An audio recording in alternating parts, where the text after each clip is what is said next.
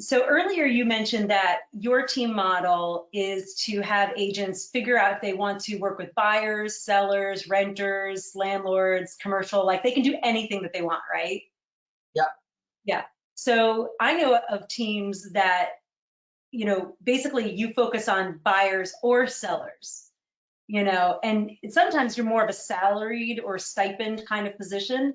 And I think there's a benefit when you're choosing a model or a team that's suited for you is to understand the pros and cons. So on the one hand, if you're working only with buyers or sellers, because you're so specialized and hyper focused, you're probably going to get really good at converting buyers or sellers in the manner in which you're taught. So I could see a lot of like mental ease with that approach. Your brain, it's like being a brain surgeon. You could just focus on that one thing and be really good at it. And when your patient needs to lose weight, you send them to that specialist. You know, and then the downside might be that maybe you only get 20% of the deal rather than 50 or 70%, whatever the split is. So that's always a trade-off. And I'm willing to bet that those teams have a higher embedded amount of accountability, because if you are not getting those listings, or if you lead gen for those clients, if you're not making the calls, like there's going to be a really high level of accountability. On teams where you can do both, that's where I feel most comfortable, because I always like to talk about buyer psychology. And when I'm working with a seller, I tell the seller how buyers think. And when I talk to the buyers, I tell them how sellers are thinking. And by knowing both sides of the deal in the same market, I feel like I can do better for both of my clients. And because I'm predominantly, referral based, I want to help my buyer sell their property and possibly buy another one down the road. Like, I don't want to share my client. I'm very protective of my clients. So with that, there's usually a higher split, and yet there might be lower levels of accountability, because you're more of a generalist. And I think that the level of accountability is a separate issue, but I think in comparing the two models, whether you focus or generalize, I think there might be more accountability in the first one. So I think that's something to consider when you're joining a team. I would agree, and I would say that accountability in those examples is probably a little bit more systematic, because of the way that the team has to operate and have their separation of the buyer agent and the seller agent, and exactly how they operate together, because there's a lot more of working together in those scenarios, especially with the operations team. So the accountability that's applied is much more systematic, whereas what we do is a little bit more entrepreneurial, in that, again, it's about the dream conversation and how do we get you to your dream. And that might mean that you work with, 10 sellers, six buyers, and you do 50 rental transactions. There could be a mix there or a hybrid. And, I don't think that there's a right or wrong way when it comes to that. I think, again, it's about the fit for the agent, and part of what's in our DNA as a team is that entrepreneurial spirit. And there are plenty of agents who come to our team who have already built a specialty for themselves. And, we're fine with that. If they want to come in and say, Mike, I'm specializing in sellers, great. Here's our systems to plug into to take your business to the next level.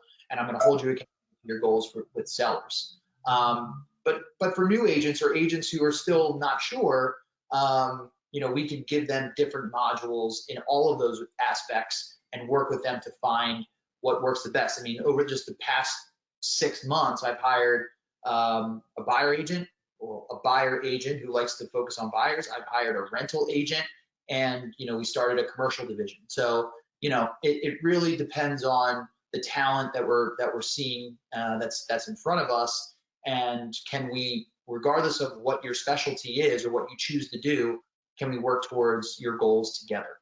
Yeah, and you bring up a good point that reminds me of a phrase I made up. Would you like to hear it? Please. Try and like, or try and do not like, but do not try. Very wise. Yes. Yes. So it's like, if you're new, just do what people tell you will help you be successful. And then you never know it. You may love something that doesn't sound appealing to you at first, because it might be totally different than you expected. So find yourself. People find themselves in real estate.